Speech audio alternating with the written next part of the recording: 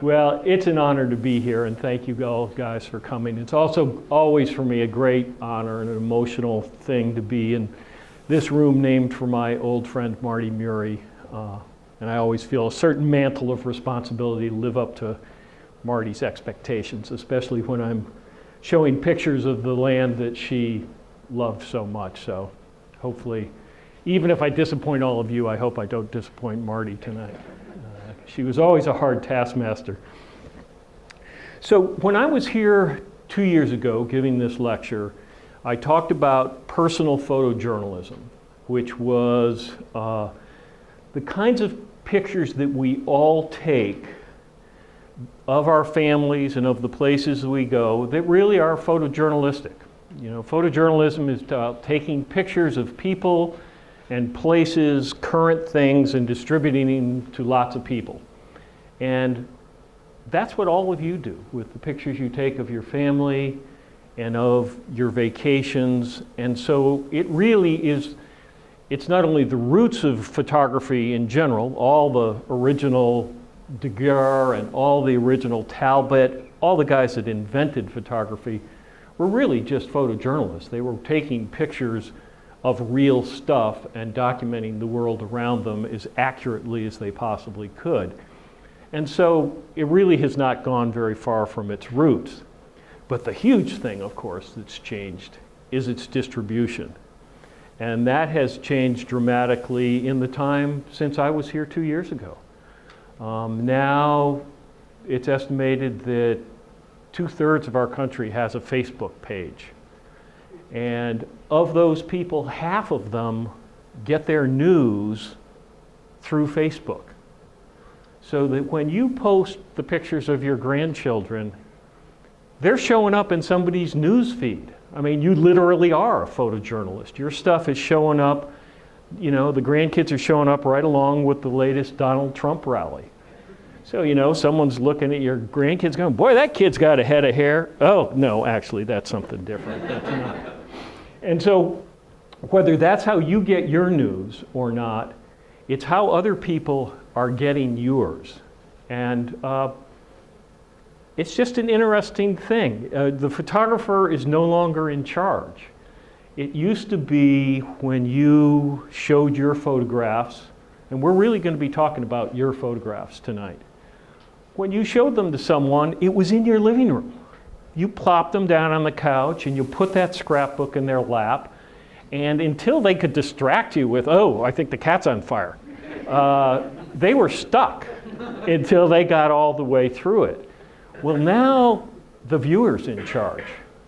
You put something out there, whether it's an email or a tweet or a Facebook post, and it's the viewers who are in charge. The photographer no longer has much control over it. It's out there. And that's also worth keeping in mind. But one of the things you should do, knowing that, is just take really good pictures. You know, don't take crappy pictures. There's no reason to. Because one of the great things that's happened with the digital age, and one of the super positive things that's happened in this otherwise sort of confusing scene, is that it's really easy now to take technically good pictures. It's still hard to take great pictures, but to take a technically adequate picture is much easier. Unfortunately, what's happened as a result of that is people have gotten really sloppy. I saw a student last week. I thought it was one of my students. I almost tackled her in the middle of the quad until I got close enough to realize she wasn't. But she took a picture without breaking stride. She whipped out her camera. There was some nice light coming over the Bunnell building, and she just went like this, snap, and then she started texting it to somebody. And of course, there's some jealousy there because I can't text and walk at the same time. And trust me, everybody else on this campus can. But I thought, what a crime. She just took a horrible picture, and now she's afflicting it on who knows how many hundreds or thousands of people. And that just isn't how it should be. You should take care in taking your pictures. And I want to talk about two different kinds of pictures tonight and two different things. One, the people we photograph, which tends to be our family and our friends, and the importance of those pictures. And then I want to talk about the places and the things we photograph and some amazing research that has been done in the last couple of years on the effect that taking pictures has on us. There's a syndrome that is sweeping the world called photo-taking impairment effect, which is literally destroying our memories and disconnecting us from the lives we're living. And I'm going to save you from that. I'm going to give you the antidote to that. Through anecdote, I will give you the antidote to save you from that. And it's one of the things I'm trying to teach here at the university is to keep people from abdicating their memories to their cameras, to their cell phones, and to really learn to experience the life that's happening around them. But first we're going to look at some family snapshots. And because I don't want to abuse anybody else, we're going to look at my family snapshots, which are by their nature mundane. And that's kind of the point, is that these things do not have to be spectacular photographs to have meaning. This is a picture that has tremendous meaning to me. It's a picture of my grandfather who died decades before I was born. This picture is probably 100 years old. And it's my grandfather and his firstborn son, my Uncle Billy, who I never met. He too died long before I was born. And this has become a really important picture to me. It really is a touchstone to where I came from and who I am. It's also the only time my name has ever been in letters that big. And even the tenements behind here, I grew up in those, not in those particular ones, but in that town, in those buildings that are all over New England, these brick-fronted tenements with the wooden fire trap stairs and balconies on the back. And so this really is part of my history, even though I never met either of these guys. I never saw that livery stable. But it speaks to me about where I came from. And one of the things that I did for 25 years at the Daily News was every day I would review 500 or 600 pictures from around the world, from the wire services, from Associated Press, Agence France Presse, New York Times in the good days. And among the things that I would see, on top of a very long litany of man's inhumanity to man, were the natural disasters that struck in North America. And every time you would see one of these things, the same scene in the aftermath would be repeated again and again. And that would be people trying to save their photographs. In the poorest neighborhoods in New Orleans after the Katrina floods, there were clotheslines strung between houses, and people were trying to dry scrapbook pages and photographs that had been on the wall, photographs of people that were no longer alive, photographs of people that were no longer young, photographs of people who are getting married, things that were really part of their lives. And the same thing happens in the wildfires in California and Colorado, where it's the most expensive houses that burn. It's the richest neighborhoods that seem to be caught in those fires. And you see the same thing, people going through the cremains of their home trying to save these pictures. So it's worth doing it well. These things are important, and even if they're not important to you, they may be important down the line to somebody else, to future generations. This is a photograph that never hung on the wall of my house when I was growing up. I mean, we were first generation immigrants. No one was really proud of having a poor beginning. They were proud of what they'd accomplished since then. I think it takes a couple of generations before you appreciate that. So this is the original R.J. Murphy. And this is the next one. This is my dad with his firstborn son, which is me, both really excited, clearly, at having their photograph taken. And you can see this was once in an old, one of those black paper scrapbooks that it rotted out. And I love this picture for a couple of reasons. First of all, my father never cuddled me. This may have been the only time. And you can see he's already ready to get rid of me. The poor man never changed a diaper in his life, you know. And so he's looking for a woman in this picture. He's saying, okay, I got a crying kid. Who do I give it to? I want nothing to do with him. So, of course, when I became a father, I wanted to have a picture like this, because hopefully without the tears. So I wanted to get a shot on my son's first birthday that would emulate this. And 24 years later, this is still my son's favorite picture of the two of us. And we do it all the time. Our birthdays are very close. Every birthday we take a portrait of each other together. Every Christmas card has a portrait of the two of us. This still is his favorite picture of the two of us.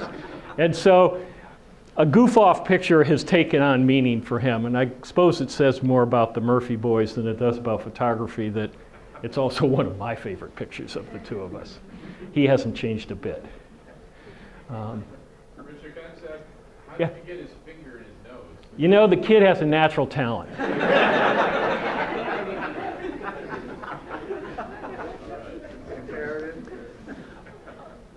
Here's another picture that's very important to our family. This is a picture of my son with his mom shortly before she died. And it's not a picture that hangs on the wall of my house, I can assure you. Actually, it's hanging in the Anchorage Museum. It may be a picture that'll hang on my son's wall someday. Maybe it'll be a picture that grandchildren will look at someday. So while it's a good photograph, and it has tremendous meaning to me, it's a very important picture to us, but I'm keeping it around for somebody else. It's not something I want to look at every day. It's too raw, it's too new, even though it's 15 years old now. But these are important things. People are not around forever. And so you want to make pictures when you can, because, you know, I want a picture so that this kid remembers what his mom looks like. Here's another picture of my son. Of course, like any child, he had boundaries, and like every child, he went right to the edge of them. Of course, he was limited to where he could go in the yard. So he went right to the edge, found the biggest rock he could, and climbed up it and jumped off of it. And he kept climbing up on it and jumping off of it. I mean, time and time and time again, to the point that I thought, this is a prescient moment. There's something important happening here. I'm going to get a picture. If this kid he's going to be an aeronautical engineer. Or he's going to be an astronaut, you know, because clearly he loves to fly. He loves being in the air. Here he is jumping off a rock, and when Life magazine does a story on him as being the astronaut, they'll use this shot. Well, I was prescient. It did foretell the future, but all it foretold is that he's now a bigger kid jumping off of bigger rocks. Is the only thing. I was right, it did foretell the future. I just wasn't seeing the future quite as clearly as I perhaps should have. So this is where we are today. Here's another interesting picture. It's a well-taken picture, although it's nothing special. It's me and my siblings. And it's a picture that was never, I don't ever remember seeing this as a child. I'm sure it was in a scrapbook somewhere, but this was not a photograph that was honored in any way in our home. But all three of us now have a framed copy of this hanging on our walls. All the grown people in this picture now have that in their house, and it has value to us. I think it's probably different for each of us. For me, it reminds me of the wonderful Bob Seger lyric, "I wish I didn't know now what I didn't know then." It was really a time of innocence. And of course, we were New England kids. We were just like Alaska kids. We thought the ocean, oh yeah, the ocean's the thing you go in until your lips turn blue, and then you come out and put on a threadbare towel and make believe it's keeping you warm. You know, no one in this picture put their foot in warm ocean water for decades after this picture was taken. We knew nothing about it. But again, the photographer, who happened to be my mom, was not she was the one who put the effort in it to make it a good picture, but she was not the person that determined its value. It was we, decades and decades and decades later, that infused this picture with its value, with what we thought its import was. And I think all three of us have different reasons for it. And it's very hard to predict. A very similar picture of some quasi-siblings. Whether this picture will last is going to be up to them. You know, I don't think it's a great picture. It's really not, although it wasn't until I put it in this show that I recognized the downward cast of this young man's eyes are exactly the same as his uncle's in the picture before. So this is not a picture that's important to me or close to me. It's a decent snapshot at a wedding. But these guys are the guys who are going to decide whether it's of value. But the important thing is to take good pictures now so that people can give them value later. You know, personally, I like the portraits I've taken of these kids better. I think these are cooler pictures, but whether they will think so or not, who knows? Now I want to show you some portraits that I'm very proud of. These were shot by my students this semester in a photojournalism seminar. Every one of these portraits is taken with a cell phone by a college kid, mostly of complete strangers. There's a few people who aren't, but if these guys can do this, you guys can get good pictures of your family. You know, this is Anya Tolay took this shot. This one is Katie Looper, who some of you guys see on Channel 11 News. Danny Fisher took this picture. I think she might have dragged this poor woman out of the ambulance. It's her first day snowboarding. She hasn't even had it x-rayed yet. That's a ski patrol cast on her. That's not a hospital cast. And I don't know what Danny did to get this girl, but clearly it's a really fresh wound. And she dragged her out back onto the slopes with her snowboard to make this picture, which I think is terrific. And somehow got her to smile at the same time. This is a nice shot by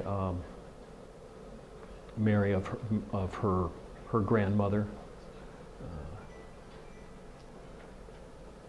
Another Danny Fisher shot of her new sister-in-law, Sarah Mariquez, made this shot. So, you know, if these guys are doing this with cell phones of people that are strangers to them, you with the access to the people you know and the people you love can do equally good stuff, and you should. Don't be casual. And that's what we're going to talk about next, is the photo-taking impairment effect and the really negative effect that these easy digital cameras have had on us. The first time I experienced photo-taking impairment effect before it was discovered, I'm always ahead of my time, was probably 35 years ago in Jackson Hole, Wyoming. I was working as a photographer there. I was in between assignments and I was out on the Snake River Overlook, which is the place where the famous Ansel Adams picture was taken of the Snake River and the Tetons behind. A picture which, by the way, you can't take today because the trees have grown up. So in many cases, scenery is just like people. It changes, it goes away, it's not going to be there forever. If you see it, shoot it, because it may not be there the next time. And I'm there waiting, I'm hoping a thunderstorm is going to roll in, and I'm waiting for something to happen, and a station wagon wheels in. And it's what we locals used to call the 7 National Parks in 7 Days tour. It would be, and you know the kind, the station wagon with the wood panels on the side, luggage piled on top. If it rains, everything they own is going to get soaked. And it's a family clown car. You know, the doors open and kids just keep piling out. They're crawling over from the third row. And they get out and they're all checking out the view. And Dad gets out with a Super 8 film camera and films the family. And then they're there for like 5 minutes. Pile back in. They've just come from Yellowstone and they're heading to Zion. You know, they've now done Grand Teton National Park. You know, I was there for 10 years, floated the river hundreds of times, climbed the Grand Teton, and I felt like I scratched the surface of the place. I hardly knew it at all. These guys, they were done and heading for the next one. And then I realized they'd left a kid behind. And this was before I had children. I didn't much care for children. I was semi-terrified of them. And here's this like 8-year-old boy, and he's still standing there at the stone wall checking this view out, which, as you know, for an 8-year-old kid to be that caught up in the scenery was really a pretty cool thing. And so I'm thinking, well, this guy's a fellow traveler. You know, I can connect with this kid. But I'm also thinking I'm going to have to, because I'm out in the middle of nowhere with this kid, and I don't know what to do. He turns around, sees it it apparently hadn't been the first time. He was the youngest, and he turned around, everybody was gone, and so he just went back at looking at the view. And I'm thinking, okay, I'm stuck with this kid. I'm taking him to my next assignment with me. But then, of course, from the direction of Zion, this station wagon comes whipping back in, whips into the parking lot. Mom rolls down the window and says, "Billy, get in the car. You can look at the scenery when we get home."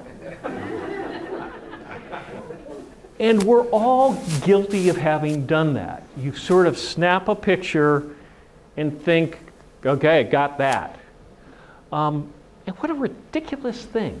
Like this little photograph is going to somehow emulate standing above the Snake River with the sun in your face and the wind in your hair and the smell of the lodgepole pines. You're going to trade that for this thing? It's crazy. And they've actually studied it, and it's intriguing what they've discovered. There's a wonderful, to me, there's been a number of studies. The most interesting one was done at Fairfield University, where they took a group of people and sent them on a museum tour with a docent, a list of paintings they were going to look at, and point and shoot cameras.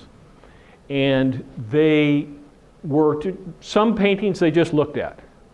Other paintings they took photographs of, and then a third group of paintings they had to zoom in and take just a detailed shot of part of the painting. And afterwards they tested their memories, and they remembered the pictures that they had just looked at significantly better than the paintings they'd taken photographs of. So they had unconsciously abdicated their memories and outsourced them to the camera. And you've all been to museums and understand that there's like a huge difference between standing right there in front of an original painting and the very best photograph of one. It's nothing the same. Yet unconsciously, these people were taking a picture of it and going, okay, I don't need to look at it. I've taken a picture of it. So that's done. Even though they weren't their cameras, they weren't going to get to keep the picture, but just the act of doing it clicked something in their head that made them say, okay, don't need to remember this. We'll move on. But to me, the really intriguing thing, and the thing I try to teach at my photo workshops, this is one in Denali a couple of years ago, the pictures they zoomed in on, they remembered those paintings better than any of the others. And they didn't just remember the details they zoomed in on, they remembered many other details in those paintings. And so when they invested themselves a little bit in the process of taking the picture, the whole experience was richer for them. They had a stronger memory of the painting because they devoted just a little bit of energy to that. And one of the things I try to teach at these workshops is, if you're there, you don't have to take a picture of everything you see, but when you do, take a moment, think about it, be conscious of what you're doing and make a good picture and be part of the experience. Siddhartha Gautama, the father of Buddhism, would call it mindfulness. Deepak Chopra, the father of the modern self-awareness movement, would call it present moment awareness. Dick Murphy, the father of me, would say, for Christ's sake, just pay attention to what you're doing. And I know I've got that quote right because it was said to me many times over the course of my life.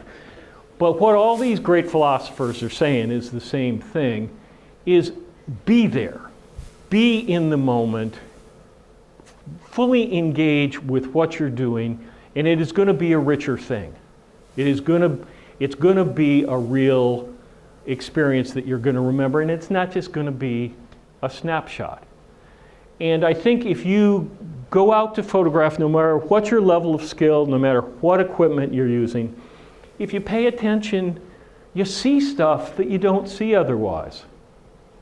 You get to the Eielson Visitor Center, and I've actually seen that. This day I saw it. People would get to the Eielson Visitor Center, the mountain wasn't out. Okay, well, we don't need to take a picture, we'll go into the Visitor Center. So they're going to walk away from this because what the expectation was that there was going to be this big old mountain, and it's not there. It doesn't look at all like the postcard, so heck with this. And that's just, they're missing this amazing scene that was moving and changing, and the light was spectacular, but it was like, nah, we want the postcard. This was taken from the ridge where you saw the photographer standing by himself. You get to see things that other people drive by. And if you've been to Denali, you know how the scene works. The bus pulls in, the people pile out, they take a snapshot, and they're back to the bus before the bus driver can go take a pee. I mean, okay, got it. Polychrome pass, got that. Off to Eielson. Whatever the next pullout is. And you don't do that. Please don't do that. Get out of the bus, look. If it turns you on to take a picture, take one. If not, don't. Just enjoy the view. You know, it's not like the world needs another sunset picture. Really, we got plenty. Sometimes the best thing to do is just sit there, have a cold beer in one hand and your sweetie in the other, and enjoy the sunset. You don't always have to take a picture of it. But when you do, don't just push your sweetie aside and go snap and be done with it, you know. Make an effort. And you end up seeing things you wouldn't see otherwise. This was on a workshop on the Alatna River. It's just mud along the shoreline. I love it when we do our river workshops on rivers that are dropping, because first of all, you don't get swept away in the middle of the night, which is a really nice thing by rising water. The other thing is you get these great mud patterns in the rivers that are really cool to see. And so if I'm on a river with the water dropping, I'm always wandering along the shore looking for these patterns. And so it makes that campsite cooler for me. And I've always believed, I've been employed as a photographer all my life. I got my first newspaper job at 18. I've been doing it ever since. And so photography has always paid the bills for me. It's always how I've made a living. But the greatest gift that photography has given me is that I live in a more beautiful world than most people. And it's only because I pay attention to the beauty that's around me. I see this where other people put their footprint in it. And I notice things that other people don't notice. And you'll be amazed. And the thing is, if you've got a camera with you, you tend to look a little harder. And you've all got cameras with you. You've all got your cell phones in your pockets. You're always carrying a camera. You should always be looking. You should always be trying to find that beauty that's around you. And you get to see things you don't expect. I think this was the first night. Was that our first night's camp on the Noatak? It was either the first night or the second night's camp. I saw this rain squall sweeping out of the Schwatka Mountains over the river valley, and a group of us got out of camp and went down to the river to photograph it. And different people were shooting different things. I was completely enamored of this. To me, it looked like the aurora in daylight, sweeping across the river. I thought it was the coolest thing. But other people were shooting the reflections in the river or the light on the terrain around us. And once I got everybody else set up doing what they wanted to do, I got completely engrossed in this. And then I sort of lifted my head up and noticed everybody was looking that way. And I turned around, and this was what was happening in the other direction. Something we couldn't see from camp, something I didn't go out there looking for, and this was amazing. The light was changing as the clouds blew through, different ridge lines were lit up, and it was just a really cool thing to experience. Now, whether the picture ends up in the Museum of Modern Art or not, it was a terrific thing to experience. And I experienced it and I saw it because I was paying attention, because I was out there looking. Now, I'm a coffee guy. When I get up in the morning, I want coffee. And it doesn't matter if I'm on the shores of the Noatak, or in my apartment down on Chandelar Drive, or at my home in Anchorage. I want to start my day with a cup of coffee. And if I hadn't had a camera with me, I wouldn't have been wandering out, getting my feet wet in ice water, seeing this amazing dawn with the mist rising off the river. It would have been, oh, you know, yeah, there was some really nice light earlier when I came to light the stove and start making coffee. Without a camera, I would have completely missed this. And sometimes when you're out there looking, you find things looking back at you too. You see things you might otherwise miss, even though they rarely miss you. And you don't have to, although I'd love to have you all come on a photo workshop in one of these national parks, you don't need to. Beauty's all around us. This quarter of a mile away, down on Chandelar Drive, just frost on a window. Anybody who's lived in Fairbanks has seen that. But you know, get in close, look at it. You can take amazing macro photos with these cell phones. This is a cell phone shot. You get to see this beauty. You have a better life. Again, this is a quarter of a mile away up on tea fields. You know, it's not in a national park, it's in an abandoned potato field. And I went out for a walk on the trails, and what would be the journal note from that day? I went for a walk. The wind had stripped the leaves off of the trees. It was raining, and it was cold. Boy, that sounds like fun. But I found this jewel. And again, this is just a cell phone picture. I found this little jewel. I got in close. I played around. I wanted to get the point right in that dark spot. And I'm, you know, moving to get it just right. But I involved myself with this, just this little piece, this little thing. And as a result, that was the jewel of my day. That was a great thing that happened to me. And these things happen all around us. This is just down on Minto Flats. Again, there's no certified pullout that says take a picture of this. This is just down here by the Tilly. This is taken off from the Fairbanks Airport. This is the Tanana River. And I love taking pictures out of planes with my cell phone. To me, it is just a hoot. And everybody else is bored to tears, looking for ways to kill time. I'm like a kid in a candy store. This was a flight out of Pittsburgh. It was coming home. Flight out of Pittsburgh to Seattle, and as we approached the Great Lakes, I was intrigued by how the patterns in the snow-covered fields and the patterns in the ice were sort of mirroring each other. And it was just great. It was this great eye candy out the window. You know, the guy next to me is playing angry turds on his phone or crushing candy or, you know, looking at the in-flight magazine to get a turbocharged nose hair clipper. people are just killing time. They want this thing to get over as quick as they can. And I've got this amazing show going on that I'm engaged with because I'm trying to compose at 600 miles an hour. And I'm trying to make these pictures. And so I'm completely engaged. It's not like I'm watching him and I'm snapping him out there like that. I'm really completely engrossed. I can hear the drink cart when it's coming. I know I'll break away.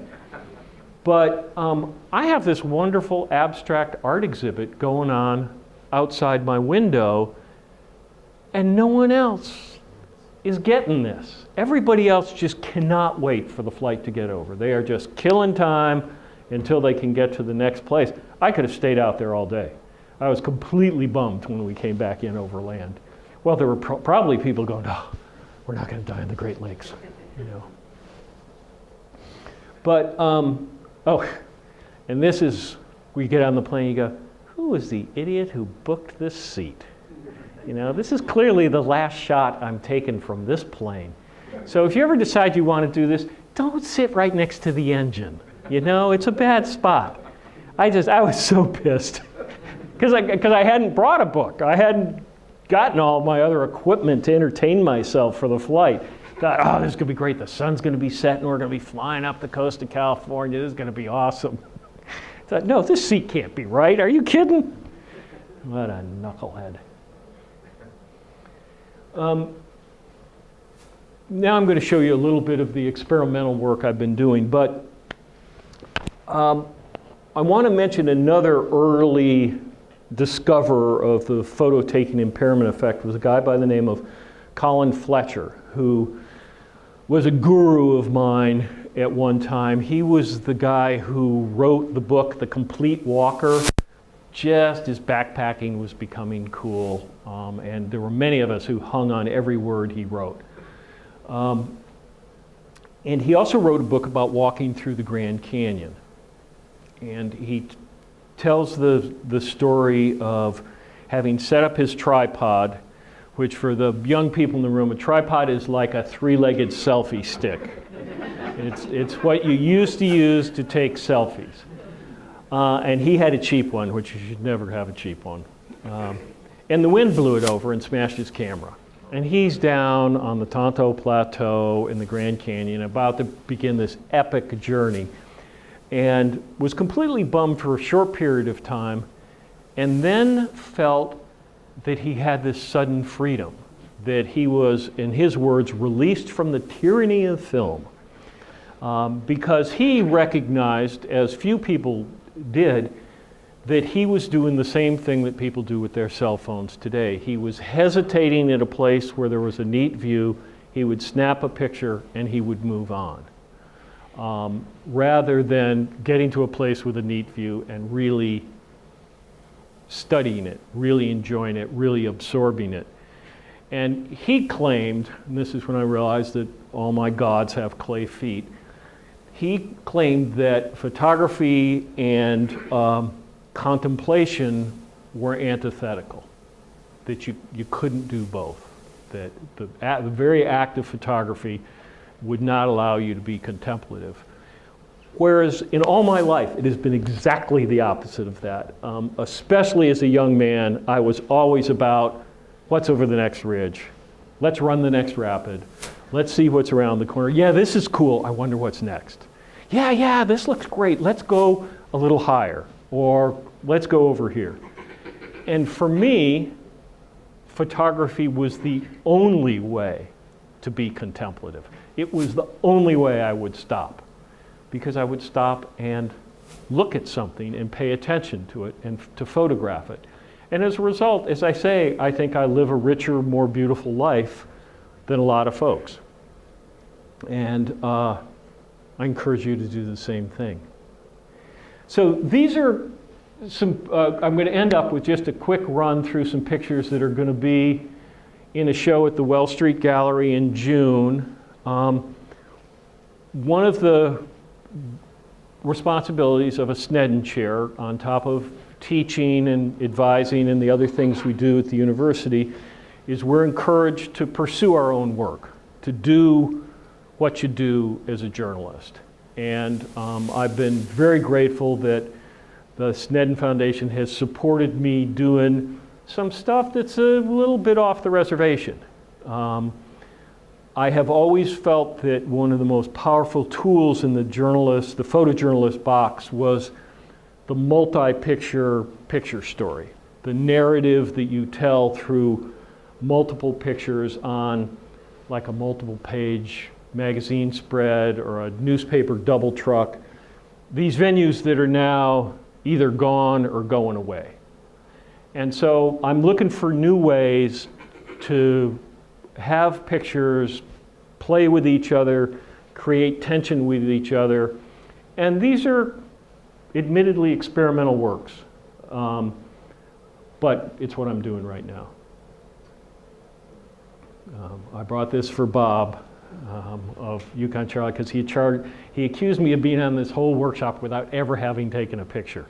And I wanted to, I did take one of the bull wheel, so I'm exonerated there.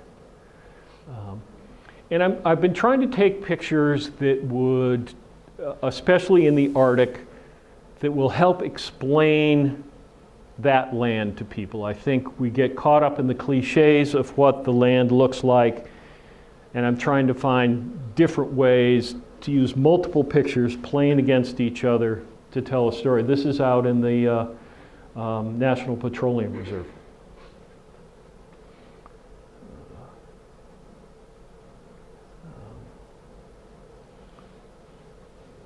This, if you feel bad about your winter in Fairbanks, this is what the winter in Anchorage was like. Worse than horrible. Yeah, this is my ode to global damn warming.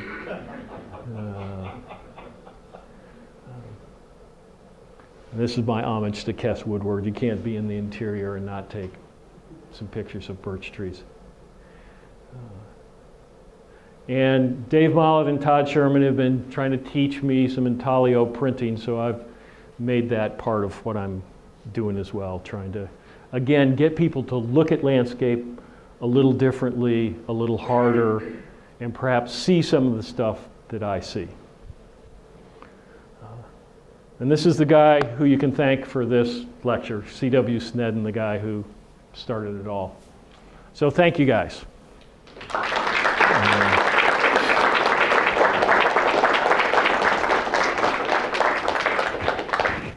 Now, I'll be happy to answer questions if people have them. A couple of sorted commercial announcements first. I really encourage you to come see Carolyn Cole on, I think it's April 13th. She will show you much more traditional photojournalism than I have. There won't be any pictures of her. You won't have to look at her family pictures.